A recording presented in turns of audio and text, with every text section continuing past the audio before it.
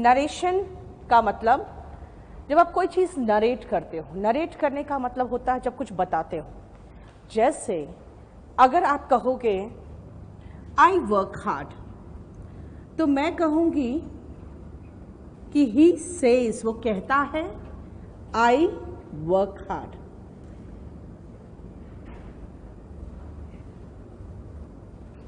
मैंने कहा he says I work hard, मैंने वो बिल्कुल वही बोल दिया जो आपने कहा था, यानी स्ट्रेट अवे आपका कहा हुआ सेंटेंस को एज इट इज उतार दिया। इसको कहते हैं डायरेक्ट स्पीच। देखो, आपने जो कहा वो मैंने उतार दिया, इसलिए वो डायरेक्ट स्पीच है। लेकिन अगर मैं ऐसे भी तो कह सकती हूँ, he says that he works hard, कि वो कहता है कि वो मेहनत करता है ना। अगर मैं ये कहूँ तो बनेगा ही सेज, मैं कह रही हूँ वो कहता है, आप कहते हो आई वर्क हार्ड, तो मैं आपकी तरफ इशारा करूंगी तो कहूंगी he says that he works hard. देखो, ये मैंने उस सेंटेंस को जो आपने कहा उसको मैंने अपने तरफ से बना के अपने हिसाब से बोला, तो ये इनडायरेक्ट स्पीच है, ठीक है। इसीलिए डायरेक्ट और इनडायरेक्ट स्पीच को कैसे बनाते हैं वो देखते हैं। देखो जरा, सबसे पहले हमें इनडायरेक्ट स्पीच की ज़रूरत क्यों है। आप स्टोरीज में देखते होंगे, जो बच्चों की स्टोरीज होती है ना, छोटे छोटे बच्चों की स्टोरीज होती है, उसमें डायरेक्ट स्पीच ही यूज़ करता है, क्योंकि उनको पता है कि बच्चे उतना समझ नहीं पाएंगे अगर उसको इनडायरेक्ट बना दिया जाए तो। यानी कि ये थोड़ा सा डेवलप्ड फॉर्म ऑफ स्पीच है, ये थोड़ा बेसिक है। इस बेसिक को थोड़ा सा बेहतर बनाने के इंग्लिश मतलब इसको कह सकते हैं better way to address something, उसको करने के लिए हम लोग इनडायरेक्ट स्पीच लगाते हैं। आपको पता है, हम लोग डायरेक्ट स्पीच का इस्तेमाल कभी भी प्रेसी में नहीं करते, है ना।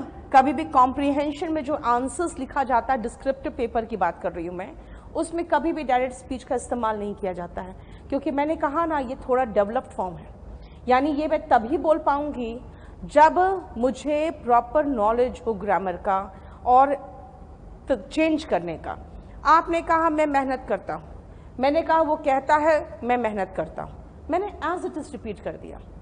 लेकिन अगर मुझे ये कहना है वो कहता है कि मैं मेहनत करता हूँ, नहीं वो मेहनत करता है, इसका मतलब मुझे पता है प्रॉपर कंजंक्शन का यूज़, प्रॉपर प्रोनाउन का कैसे चेंज होगा उसका use. So remember, better form of speech is indirect, right. इसीलिए नीचे लिखना जो आपके डिस्क्रिप्टिव पेपर के लिए इंपॉर्टेंट है, do not use direct speech in comprehension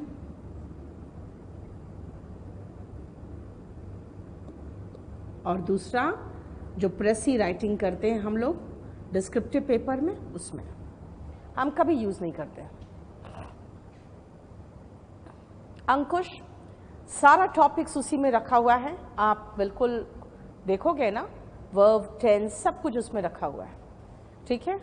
तो इसीलिए आप एक एक करके देखते चले जाओ, कोई प्रॉब्लम नहीं होगा, ठीक है।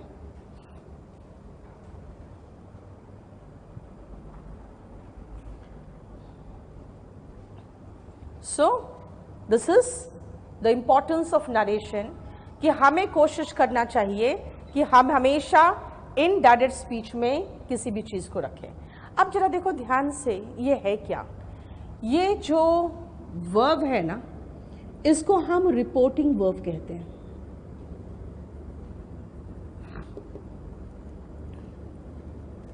और ये जो है, जो कंजंक्शन के बाद आ रहा है, इसको हम रिपोर्टेड स्पीच कहते हैं। और देखो जरा, ये कॉमा, इन्वर्टेड कॉमा चेंज हो रहा है कंजंक्शन दैट में, मतलब कुछ कुछ है जो रूल्स की बात हो रही है, कुछ है जो हमें रूल्स को फॉलो करना है। अब वो क्या है, देखो ध्यान से। सबसे पहला कि जो कंजंक्शन है वो कंजंक्शन का यूज कैसे होगा, ध्यान दो। सबसे पहले आई वर्क हार्ड किस तरह का सेंटेंस है, सीधा सीधा सेंटेंस है। क्या सेंटेंस है, मैं मेहनत करता हूं, दैट्स इट।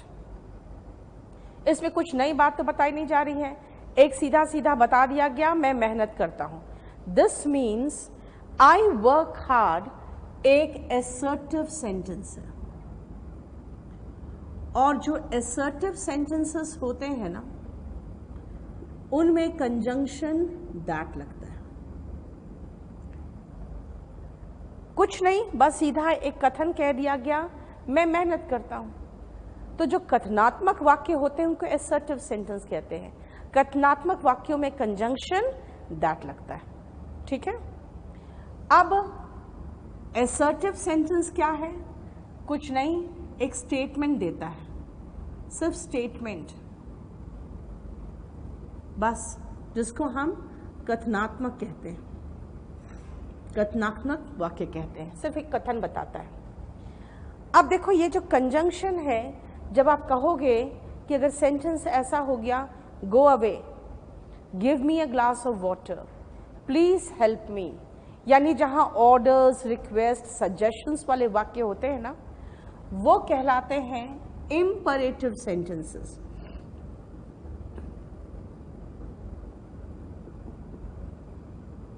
मैंने कहा ऑर्डर्स, रिक्वेस्ट वाले वाक्य। ऑर्डर्स, रिक्वेस्ट का मतलब हो गया आदेशात्मक, है ना, वाक्य।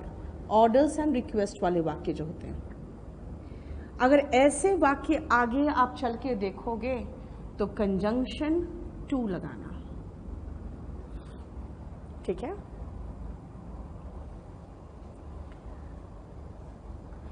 सो कंजंक्शन का यूसेज मैं एक एक करके आ रही हूं। कंजंक्शन का यूसेज डिपेंड करता है कि सेंटेंस कैसा है। आई वर्क हार्ड सिर्फ एक इंफॉर्मेशन दी आपको, कंजंक्शन दैट लगा दिया। मैंने कहा गो अवे, इंपरेटिव सेंटेंस है, उसका बनेगा ही ordered me to go away. देखो टू लगेगा क्योंकि कंजंक्शन टू आएगा। नेक्स्ट आओ, अगर मैं कहूं आर यू कमिंग, तो आप हाँ या ना में जवाब दे सकते हो। अगर मैंने कहा व्हेन आर यू कमिंग, तो इसका जवाब हाँ या ना में नहीं होगा। और when are you coming WH family वाले क्वेश्चन से, यानी ऐसे इंटरोगेटिव सेंटेंसेस की हम बात करेंगे जहां पे या तो WH फैमिली होगा या फिर रिप्लाई आप यस और नो में कर सकते हो। सबका मैं बहुत एग्जांपल्स दूंगी, अभी फिलहाल सिर्फ समझो, लिखो। मैंने कहा when are you coming, WH family है, ऐसे क्वेश्चंस आ जाए तो कोई कंजंक्शन नहीं आएगा, कोई कंजंक्शन नहीं। लेकिन मैंने कहा आर यू कमिंग, आप हाँ या ना में जवाब दे सकते हो।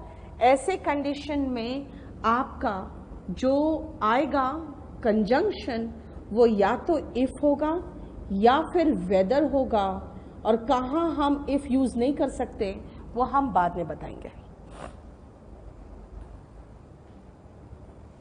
सजेशन के केस में हरमन वही हुआ ना, देखो ना, ऑर्डर्स, रिक्वेस्ट, सजेशन, मना करना, बस एटसेट्रा लगा दो, ठीक है। मैंने कहा पहले हम कंजंक्शन देख ले कि दैट क्यों आया। अब देख लो, आपको सबसे पहले तो आपको हर तरह का देखना पड़ेगा सेंटेंस, कौन से सेंटेंस में कैसा कंजंक्शन आएगा। नेक्स्ट आओ, may God bless you, long live the king, ये मैं इच्छा व्यक्त कर रही हूं।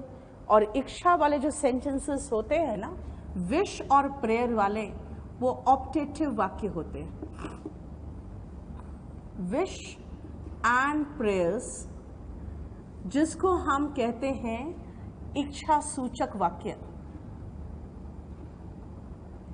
इसमें भी कंजंक्शन दैट आएगा। उसमें बन जाएगा ही prayed that God might bless me, है ना, वैसा बन जाता है। अब आओ लास्ट देख लेते हैं एक्सक्लेमेटरी। जब आपको एक्सक्लेमेशन वाले वाक्य दिखे जिसमें आश्चर्य व्यक्त किया जा सकता है, एक्सक्लेमेटरी सेंटेंसेस की बात करें हम अगर, और इसकी पहचान यही है ना, देखो एक ऐसे एक्सक्लेमेशन आएगा, है ना, यहां पर भी कंजंक्शन दैट लगेगा, मतलब असर्टिव, ऑप्टेटिव और एक्सक्लेमेटरी में दैट लगेगा, इंपरेटिव में टू लगेगा, और इंट्रोगेटिव डिपेंड करता है WH फैमिली वाले हैं कि यस नो वाले। WH फैमिली में कुछ नहीं लगेगा, यस और नो में कंजंक्शन इफ और वेदर लगेगा। ये सारे हम एक एक करके देखेंगे।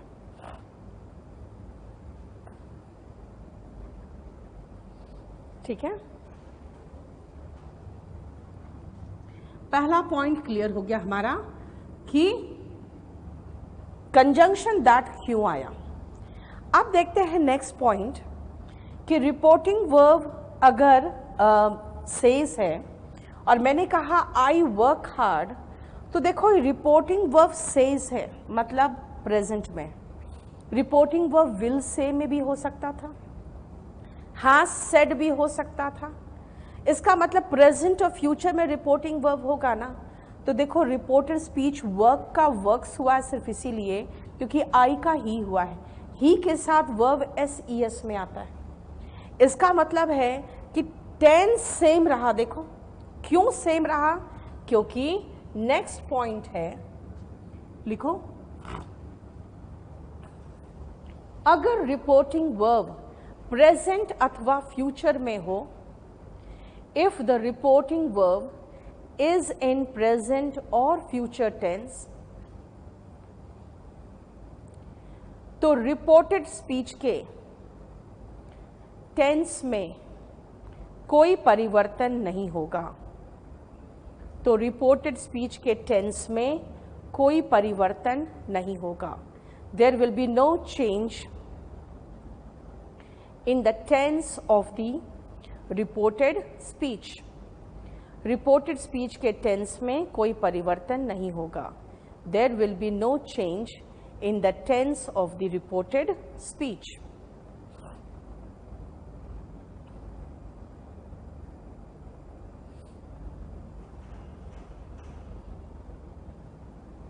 चलो समझ में आ गया अच्छे से। अब आते हैं नेक्स्ट। देखो मैंने कहा आई वर्क हार्ड।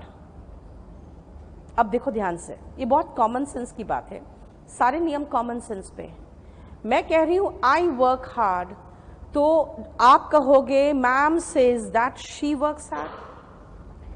अगर मैं कहूं यू वर्क हार्ड, तो आप अकेले हो तो कहोगे ma'am says that I work hard, क्योंकि मैं आपको ही बोल रही हूं। और अगर आप लोग बहुत लोग हो तो कहोगे ma'am says that we work hard. लेकिन अगर मैं आपको कहूं ही वर्क्स हार्ड, तो कहोगे ma'am says that he works hard. लेकिन ये कॉमन सेंस कई बार आपको प्रॉब्लम दे जाता है। क्यों? क्योंकि खाली आई वर्क हार्ड नहीं हो सकता ना, ऐसे भी तो हो सकता है I do my work my self. तो आपको कहना पड़ेगा ma'am says that she does her work her self, यानी कि सब्जेक्ट, एडजेक्टिव, फिर माई सेल्फ, हर सेल्फ जैसे रिफ्लेक्सिव प्रोनाउन, ये सब तो चेंज होंगे। ऐसे कंडीशन में हम एक रूल याद रखते हैं,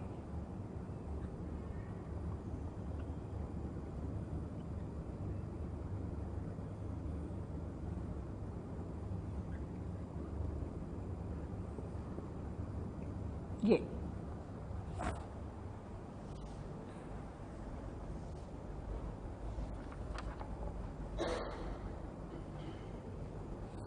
ठीक है। सन 1 2 3 क्या है? देखो आई है, ये है फर्स्ट पर्सन। हमें पता होना चाहिए कि हम फर्स्ट पर्सन में लेते हैं आई और वी को, ठीक है। जो फर्स्ट पर्सन होता है ना, वो अकॉर्डिंग टू सब्जेक्ट चेंज होता है। देखो ये सब्जेक्ट है, करता है, और ये वर्ब है। First person according to subject में चेंज होता है। देखो आई सब्जेक्ट के अकॉर्डिंग चेंज हुआ तो ही बन गया, यानी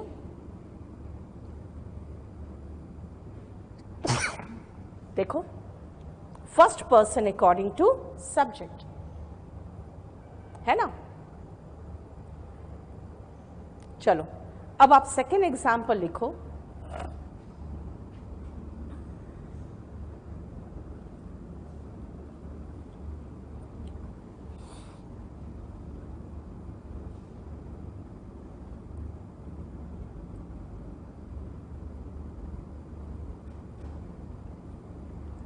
चलो अब आप नेक्स्ट एग्जाम्पल पूरा उतार लेना।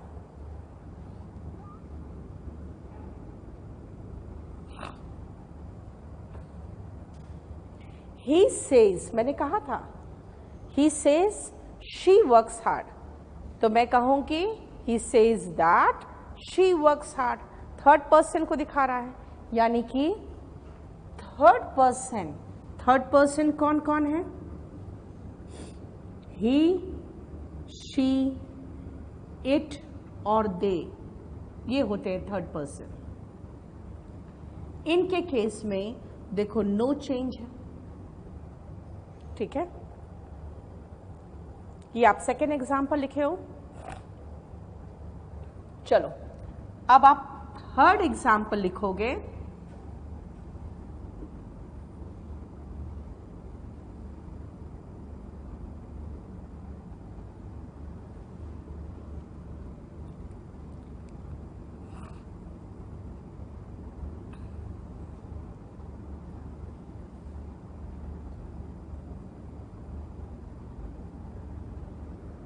थर्ड एग्जाम्पल लिखो।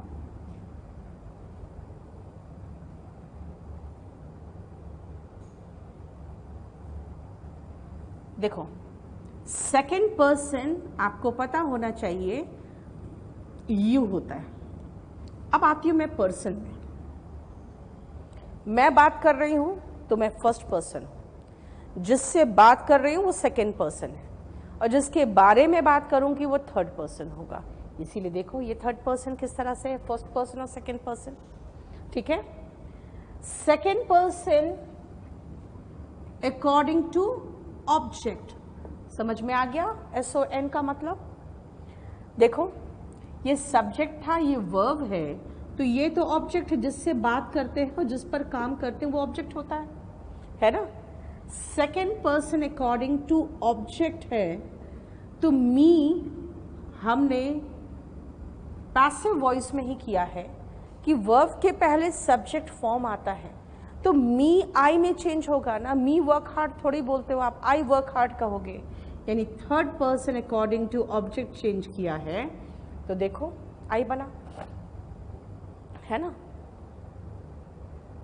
इसीलिए चेंज ऑफ प्रोनाउन बहुत इंपॉर्टेंट है। सबसे पहले इसी को हम प्रैक्टिस करेंगे, क्योंकि इसी में आप बहुत ज़्यादा गड़बड़ करते हो, ठीक है। इसी में बहुत गड़बड़ करते हो, इसको सबसे पहले प्रैक्टिस करेंगे। और लास्ट पॉइंट उसको हम डिटेक्टिंग एरर के हिसाब से प्रैक्टिस करेंगे। देखो फर्स्ट और सेकंड एग्जाम्पल में मैंने सेज को सेज में ही छोड़ दिया था, लेकिन थर्ड में जरा देखो से टू जब आया ना तो मिलके टेल बन गया, है ना। यानी मैंने कहा अगर से है तो से को से में ही छोड़ देना, अगर सेड हो तो सेड को सेड में ही छोड़ देना। अभी इसके कुछ एग्जाम्पल्स बाद में करेंगे। लेकिन अगर से टू हो तो इसको टेल बना दो, और अगर ये सेड टू हो तो इसको टोल्ड बना देना। लेकिन ध्यान रखो से टू मिलके टेल बना है, इसलिए टेल के बाद टू मत लगा देना, और ना ही टोल्ड के बाद टू लगेगा।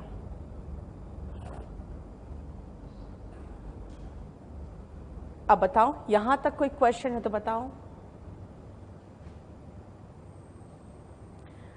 विकास, प्रेसी जो होता है ना, प्रेसी कॉम्प्रिहेंशन आप लोग लिखते हो, बहुत सारे रूल्स है प्रेसी के, और ये होता है जब हम किसी बात को 1/3 में पेश करते हैं। ये आपके वॉल्यूम 3 में मैंने थोड़ा सा प्रेसी का इंट्रोडक्शन दे के बताया है प्रेसी क्या है, क्योंकि आपके टियर 3 के सिलेबस में लिखा है कि प्रेसी आता है, लेकिन आज तक नहीं आया है। सिर्फ आपको जो देता है वो ऐसे देता है और लेटर देता है बस।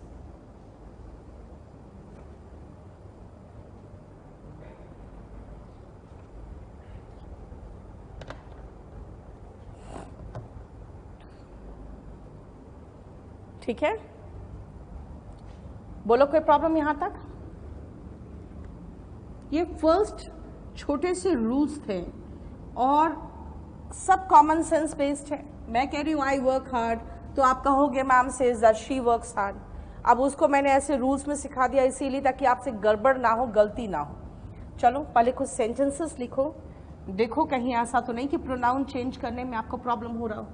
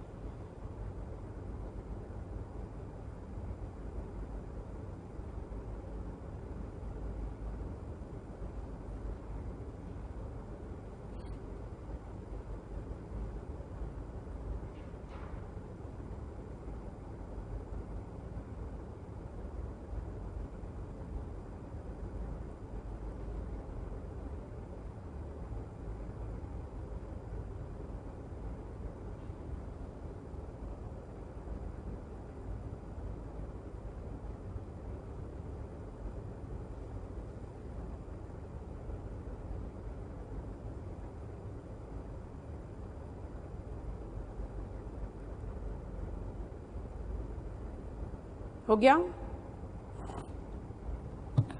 चलो देखो ध्यान से। सबसे पहले हमने आपको लिख दिया है she says, has said, is saying, यानी सब प्रेजेंट में लगा दिया है ना। अगर चाहे तो आप सेज लगाए हो तो विल से भी लगा दो, कोई फर्क नहीं पड़ता। अच्छा, आगे का सेंटेंस देखो, आई नो हिम वेल, सिर्फ एक स्टेटमेंट दिया है। You can not fool me, I think I need a break, you really look beautiful in this dress, now you are irritating me. ये सारे जो सेंटेंसेस है सारे असर्टिव है, क्योंकि अभी मैं आपको सिर्फ पहले तो असर्टिव ही पढ़ाऊंगी, है ना। ये सारे असर्टिव है। अब देखो ये सारे जो असर्टिव है इसमें हम क्या करें, कुछ नहीं, कंजंक्शन सब में दैट लगाएंगे। हालांकि आपको फिर से लिखना पड़ेगा, ध्यान रखना, आपको फिर से लिखना होगा, क्योंकि मैं इसमें करेक्शन करके खाली दिखाऊंगी। देखो हम क्या क्या चेंजेस करते हैं, आपको पूरा पूरा फिर से लिखना होगा।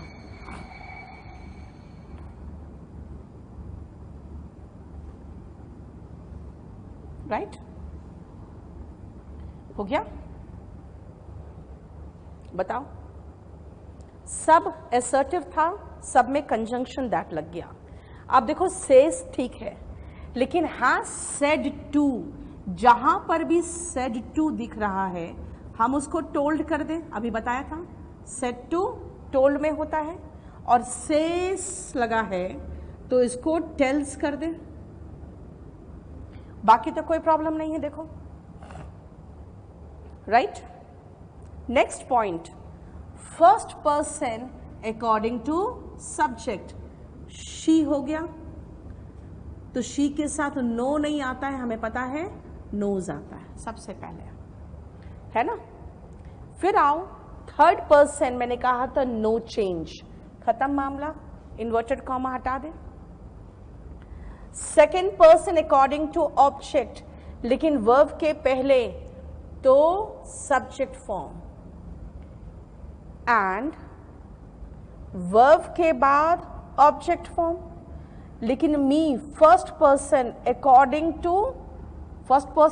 टू सब्जेक्ट होता है, मैंने बताया था। तो माई फादर क्या है, मेल, यानी कि उसमें हिम और ही के बीच में चूज करना है, तो वर्ब के बाद ऑब्जेक्ट फॉर्म आता है ना। My father has told me that I can not fool him, हो गया। ऐसे भी देखो ना, my father said you can not fool me, तो आप कहोगे किसी और से क्या, कि my father has said that I can not fool him, right. Again आओ first person according to subject, हो गया शी, ओके, हाँ ठीक है, शी के साथ थिंक नहीं होता है, थिंक्स होगा। Again first person according to subject, फिर से शी बन गया, और शी के साथ नीड नहीं, नीड्स होगा अ ब्रेक। देखो कोई problem. She tells me that, second person according to object, verb के पहले मी नहीं होगा, आई होगा। I really look beautiful in this dress, कुछ लोग नरेशन पढ़े होते हैं, कहते हैं मैम दिस का तो दैट बनता है, कुछ नहीं बनेगा। आप जब रिपोर्टिंग वर्ब ही चेंज नहीं करोगे, रिपोर्टेड स्पीच में कुछ भी चेंज नहीं होगा, ठीक है। जैसे देखो कुछ लोग कहेंगे नाउ का देन करो, क्यों करे भाई, यहां तो हमारा कोई चेंज ही नहीं है, पास्ट है ही नहीं, इसे देखो यहाँ पे कुछ नहीं होगा। मैंने क्या कहा था, रिपोर्टिंग वर्ब अगर प्रेजेंट अथवा फ्यूचर में हो तो रिपोर्टेड स्पीच के टेंस में परिवर्तन नहीं होगा। जब टेंस में परिवर्तन नहीं होगा तो टाइम और प्लेस में भी परिवर्तन नहीं होता, ध्यान रखना। इसीलिए नाउ का देन मत कर देना। हाँ, इन्वर्टेड कॉमा जब हटता है ना तो कैपिटल लेटर स्मॉल तो होगा ही। Now second person according to object, अब भाई ऑब्जेक्ट तो है ही नहीं। अगर ऑब्जेक्ट नहीं दिखाई दे तो हम थर्ड पर्सन या फर्स्ट पर्सन मान लेते हैं, यानी ये लड़का या तो किसी दूसरे लड़के को कह रहा है या मुझे कह रहा है। अब अगर मैं यहाँ पे कोई दूसरा लड़का मान लूँ तो थोड़ा कंफ्यूजन होगा, यहाँ भी ही, यहाँ भी ही, इसलिए मैं आई मान लेती हूँ। Second person according to object नहीं हो तो मैं आई मान लूँ, है ना। आई के साथ क्या आता है? M. Irritating me first person according to subject, verb के बाद ही नहीं होता है, हिम होता है ना। फिफ्थ का लिखना एक छोटा सा पॉइंट, रुको बता रहे हैं। फिफ्थ का लिखो एक छोटा सा पॉइंट। यहां यू सेकेंड पर्सन है जो ऑब्जेक्ट के अनुसार चलेगा। Here you is second person that will go according to object. लेकिन बट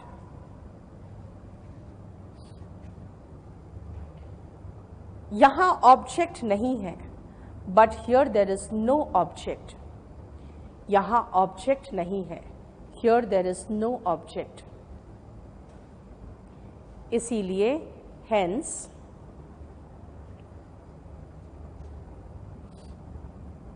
हम ये मान लेते हैं कि ऑब्जेक्ट फर्स्ट पर्सन या थर्ड पर्सन है। So we assume first person और third person as the object. So we assume first person or third person as the object.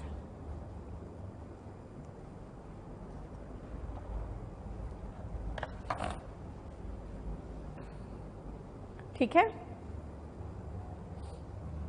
बोलो इन किसी में problem?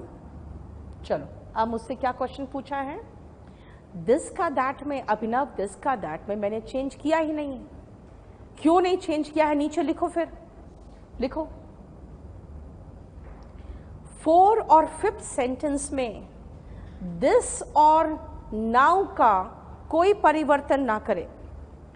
Do not change this and now in sentence 4 and 5। क्योंकि because अगर reporting verb present अथवा future में हो, because if reporting verb is in present और future,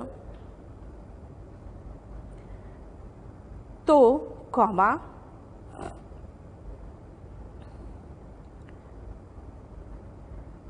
reported speech के टेंस, टाइम एवं प्लेस में, रिपोर्टेड स्पीच के टेंस, टाइम एवं प्लेस में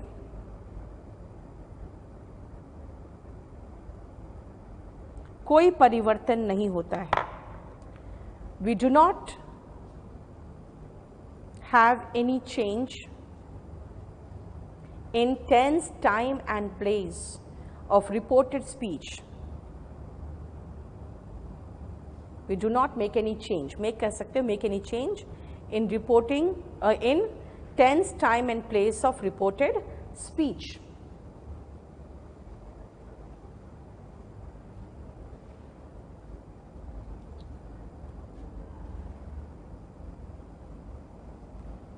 सुमन, सेकेंड में told नहीं है, has told है, ये भी present tense है, present perfect है, ठीक है। और सेइंग का कोई चेंज कैसे होगा बताओ? इज सेइंग है तो मैं रिपोर्टिंग वर्ब को तो चेंज करेंगे ही नहीं, बिल्कुल सही है। हो गया? अब आओ, जो मैंने आपको एक पढ़ाया कि सेड को सेड में ही रहने, बोलो यहां पे कोई प्रॉब्लम है तो बताओ। सेड को सेड में ही रहने दो और सेड टू को टोल्ड बना दो उससे रिलेटेड डिटेक्टिंग एरर में क्वेश्चंस आते हैं, इसलिए हेडिंग लिखिए correct the following sentences if there is any mistake. Correct the following sentences if there is any mistake.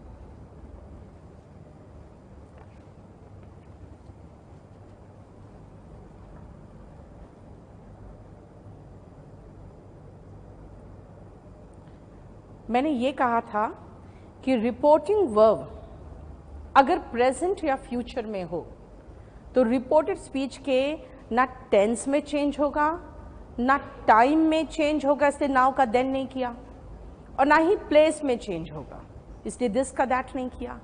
यानी रिपोर्टिंग वर्ब अगर प्रेजेंट या फ्यूचर में हो तो रिपोर्टेड स्पीच के टेंस, टाइम और प्लेस में कोई परिवर्तन नहीं होगा, ये कहा था.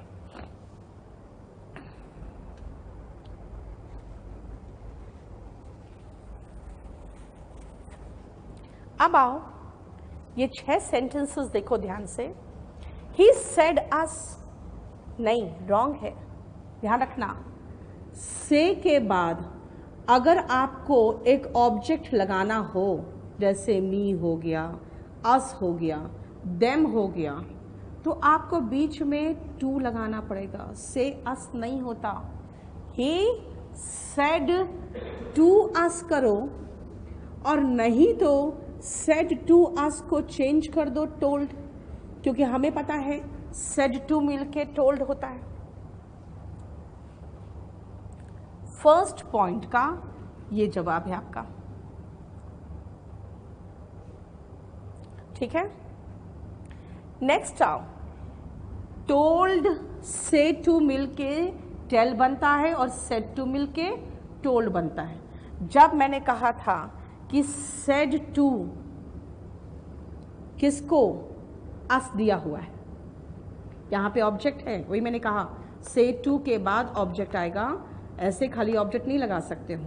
तो सेड टू मिल के बना टोल्ड, तो टोल्ड के बाद सीधा अस हो गया.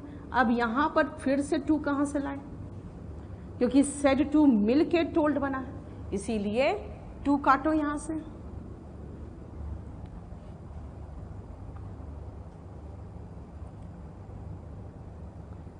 अब कुछ लोग सोचते हैं भाई टोल्ड के साथ टू नहीं आता, फट से टू काट देते हैं. भाई टू के बाद ऑब्जेक्ट दिखाई दे तब ना काटोगे. ये टू लीव है. टू लीव का मतलब क्या हुआ, ये इन्फिनिटिव है. टू के बाद वर्ब का बेस फॉर्म इन्फिनिटिव होता है. मुझे टोल्ड के बाद अगर ऑब्जेक्ट दिखाई देगा तब ना टू हटाऊंगी। ये तो खुद पैसिव वॉइस है। आई वॉज टोल्ड, देखो ये पैसिव वॉइस है, ये जो ऑब्जेक्ट उठ के आगे आया हुआ है, इसीलिए यहां पे टोल्ड के बाद टू नहीं है, बिल्कुल सही है। और लोग इसको सोचते हैं अच्छा टोल्ड के बाद टू नहीं आता, इसको कहते हैं सी गलत है। ये सी गलत नहीं है, क्योंकि देखो ये to plus take again infinitive है। बल्कि टोल्ड के बाद मैंने आपको कहा था कि टोल्ड के बाद एक ऑब्जेक्ट आना चाहिए, यानी फोर्थ में अगर आप टेल या टोल्ड लगा रहे हो तो इनके बाद एक मी, अस, हिम कुछ तो हो, और वो यहां पर मिसिंग है। आवर टीचर टोल्ड किसको? अस, वो गायब था। Answer is B. ये टू टेक बिल्कुल सही है क्योंकि ये खुद इन्फिनिटिव है। आवर टीचर टोल्ड अस, खत्म मामला। आगे सेकेंड वर्ब जोड़ना है तो इन्फिनिटिव से जोड़ा। He is telling that he is innocent.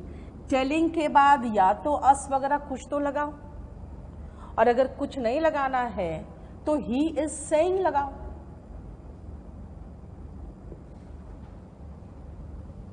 उसी तरह से यहां पर ऑब्जेक्ट लगा है, ऑब्जेक्ट लगाने के पहले वन में क्या लिखा है आपको? टू आएगा। शी सेज टू मी, और अगर सेज टू नहीं लगाना है तो शी टेल्स मी लगा दो। या तो सेज टू लगाओ या तो टेल्स लगाओ, खाली सेज के बाद मी आप नहीं लगा सकते। इतने थे जो रिपोर्टिंग जो नरेशन के का पोर्शन है जो मिस्टेक्स में आता है।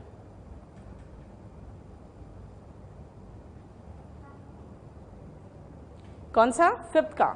मैंने कहा ही इज टेलिंग, टेलिंग के बाद अस लिखो, और अगर अस नहीं लिखना है तो फिर ही इज सेइंग लगाओ, क्योंकि आपको मैंने कहा है कि अगर आपको टेल और टोल्ड लगा रहे हो तो उसके बाद ये ऑब्जेक्ट जरूर आना चाहिए, और अगर ये ऑब्जेक्ट दिख रहा है तो से अकेला नहीं आएगा, से टू आएगा। यानी कि टेल के बाद या तो ऑब्जेक्ट लगाओ, और नहीं तो ऑब्जेक्ट नहीं लगाना है तो मैंने कहा आराम से लगा दो। ही सेड अस नहीं होता तो पहला सेंटेंस बिल्कुल सही होता, लेकिन ये हमें इंस्ट्रक्ट कर रहा है।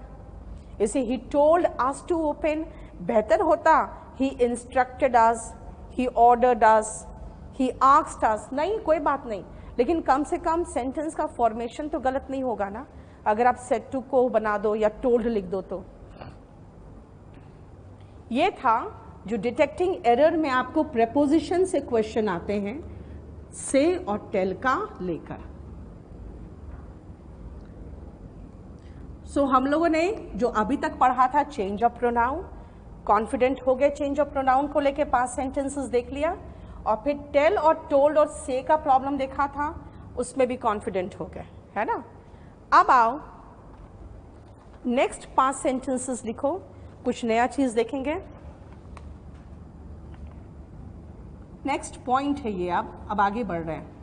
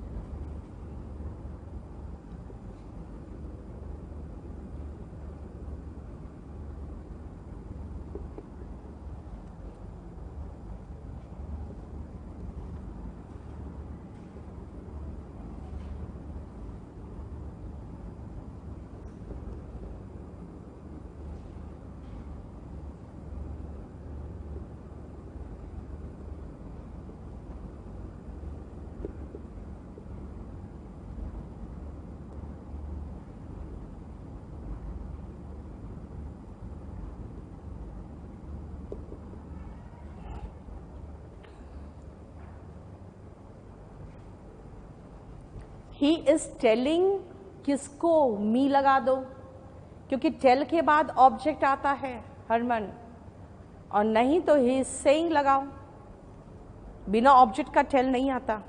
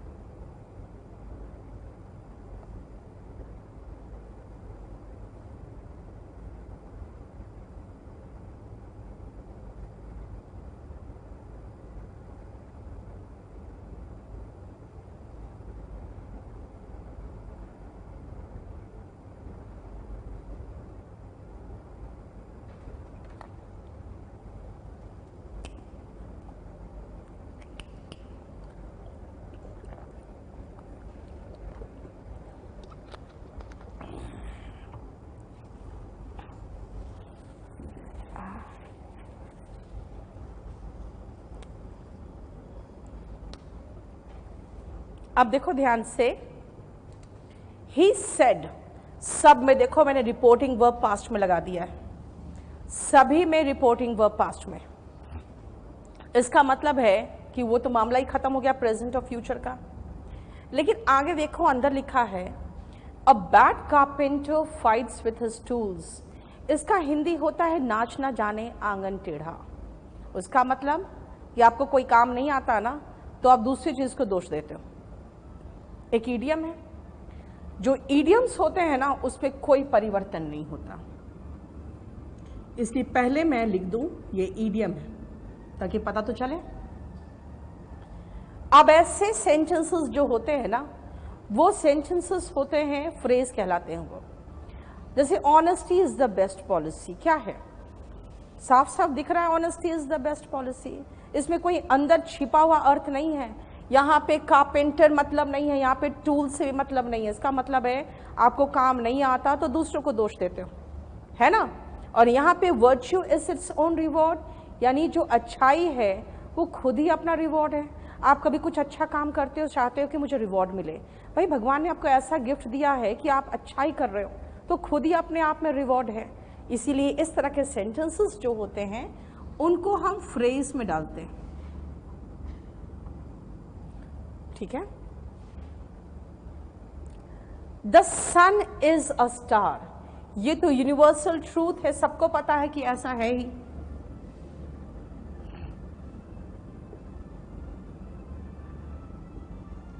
ठीक है, यूनिवर्सल ट्रूथ है। He said Mahatma Gandhi was born in 1869। ये देखो ये हिस्ट्री है, हिस्टोरिकल फैक्ट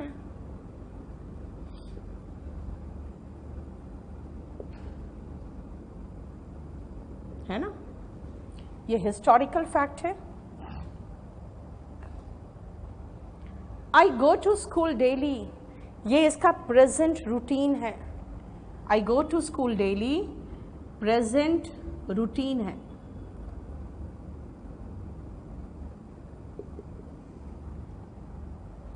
ठीक है, देखो वो प्रेजेंट रूटीन है और मैं ये कह रही हूं ये एक बहुत अच्छा प्यारा सा शांत सड़क हुआ करता था।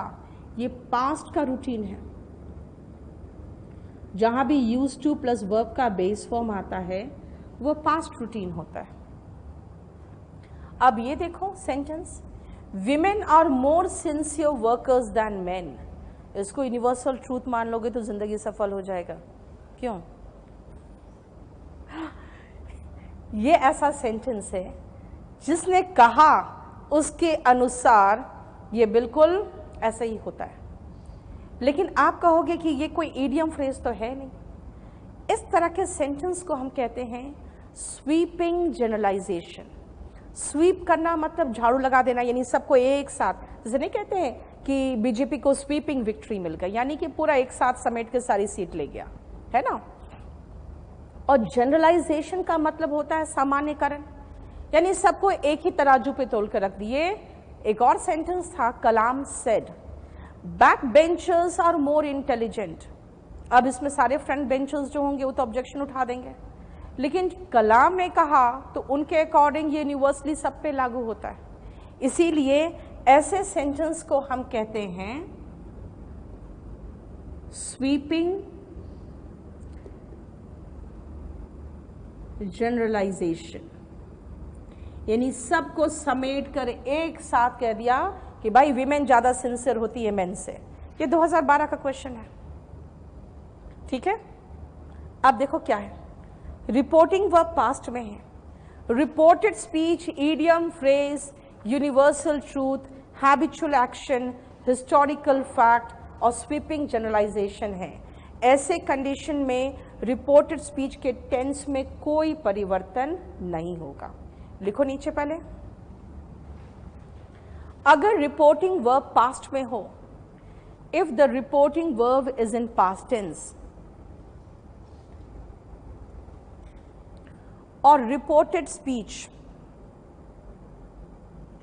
इडियम, फ्रेज इत्यादि नहीं हो, and the reported speech is not an idiom, phrase, etc., idiom, phrase, etc., तो कॉमा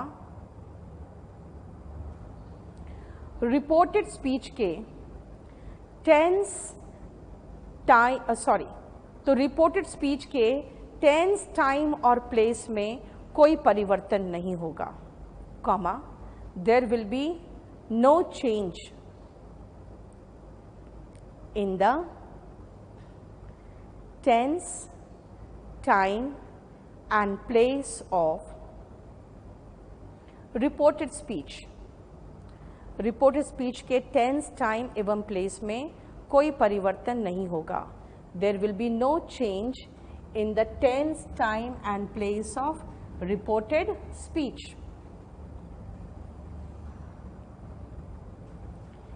एक तो मैं सबसे पहले सब में कॉमा, इन्वर्टेड कॉमा हटा के दैट लगा दूं। सबसे पहले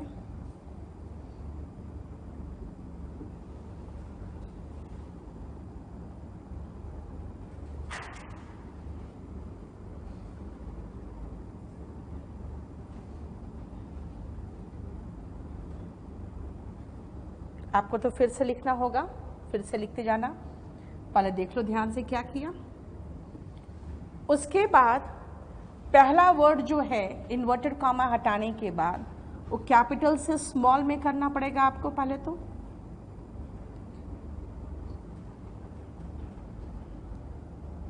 महात्मा गांधी तो प्रॉपर नाउन, इसमें चेंज मत करना। आई को भी चेंज मत करना। विमेन को छोटा कर दो, स्मॉल लेटर कर दो, और इट को भी स्मॉल कर दिया।